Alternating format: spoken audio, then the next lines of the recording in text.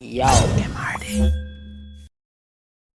This is a basic tutorial on how to animate in Synfig, just to get your feet wet. Now, I'm going to be using a circle to demonstrate, and I keep using circles because they are easy to manipulate.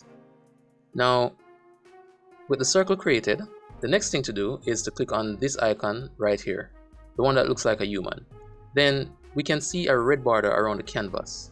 This is a visual indicator that we are now in animation mode. And here to the bottom left, we see an icon that looks like a key. This is where we can have full control over keyframes when they are created. There's always a single keyframe created on frame 0 by default, as we can see. Now let's decide what we want to do. So let's say we want to animate the circle moving from the left side of the screen to the right side of the screen. So that's our goal. I've moved the ball to the starting position, and the default keyframe will store this position. And let's say on frame 24, we want the circle to move to the right. So go to frame 24, click this plus sign here to store the keyframe, and move the circle to the right.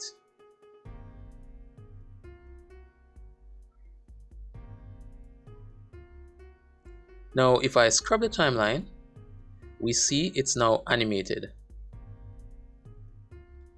You can also click the play button to play. However, this doesn't display in real time. Also, the animation stops at frame 24. So let's decrease the amount of frames we can see. Go to Canvas, Properties, then click Time, and I'm going to change the end time to 25. It can be 24, it doesn't matter. Click Apply, then OK. Now again, when you play it here, it doesn't always display in real time. So the best way is to preview the animation. To do that, click this icon here, and where it says quality, change that to 1, and we're working at 24 frames per second, so change FPS to 24. Our end time is already set to 25, so click preview. And I'm going to click here and select fit. And if I click play, we see the animation. There's a loop button here, so click loop, then play to have it play over and over. And that's how you preview your animations. Here in the keyframe properties, we have full control over our keyframes. We can move a keyframe by clicking the number here under the time heading and type the frame that you want to move it to, and press enter, and we see the keyframe has moved to frame 4, and the frame you are currently at is also shown here. So personally, this is the most efficient way to move the keyframe. We can also change the spacing between keyframes. So if I wanted to reduce the space after the first keyframe, I would click here, and if I type, for example, 2, it decreases the space by 2 frames. We can also add descriptions to label our frames for better clarity and to stay organized. So just click under description next to the keyframe and type.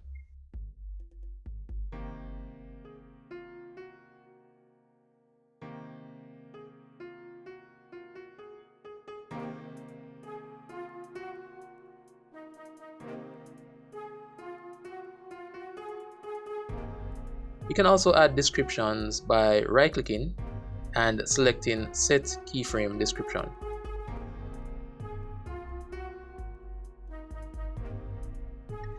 There's much more that we can do here, but for now, I'm going to turn off the Animate button and delete the circle along with the keyframes. You can delete keyframes by clicking this icon. Okay, so next I'm going to show you how you can animate an object changing color.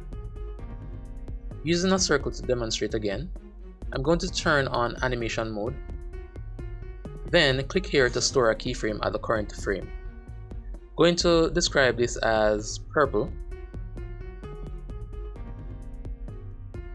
Then I'm going to frame 6, and under the properties, I'm going to change the color to let's say maybe a green. And now we can see the colors being changed.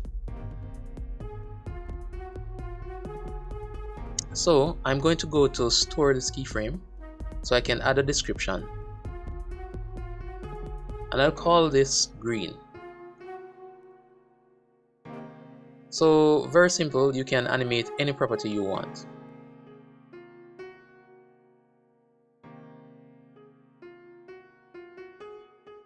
And I'm going to delete these and create a circle with a region layer so that we can see the points that make up the circle.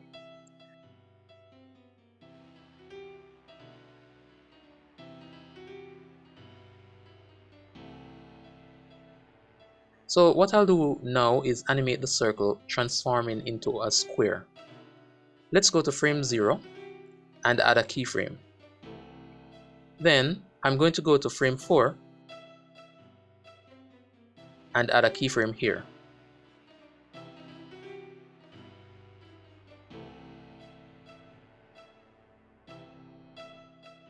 And we're going to use these control points to alter the circle. We see that this is made up of 4 points, and a square is also made up of 4 points. So this should be very easy. So I'll right click this point, then click on Split Tangents, so that I can move this point independently.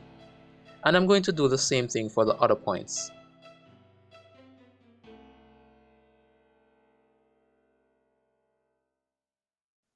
I'm going to then move this point up,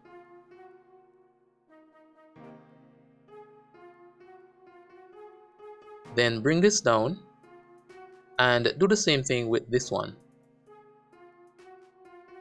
Move this over, and bring this in, and this as well. And I'm going to do the same thing with the remaining points.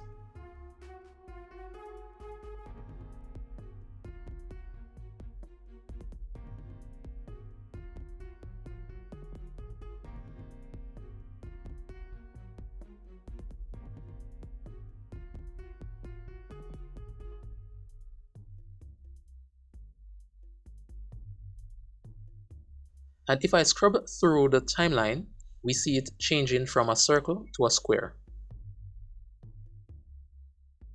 You can also go in between the frames and make changes if you aren't pleased with the transition itself.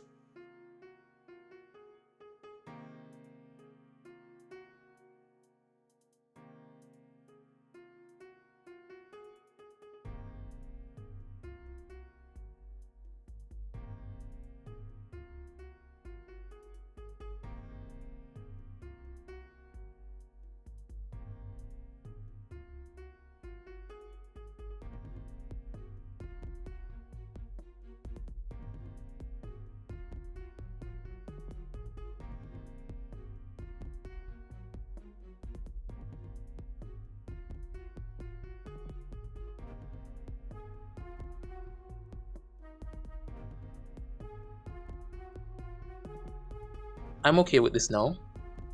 So let's preview this.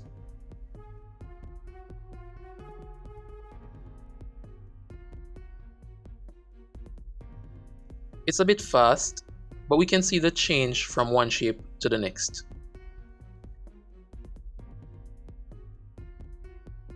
We could also animate the colors with this as well, like we did before.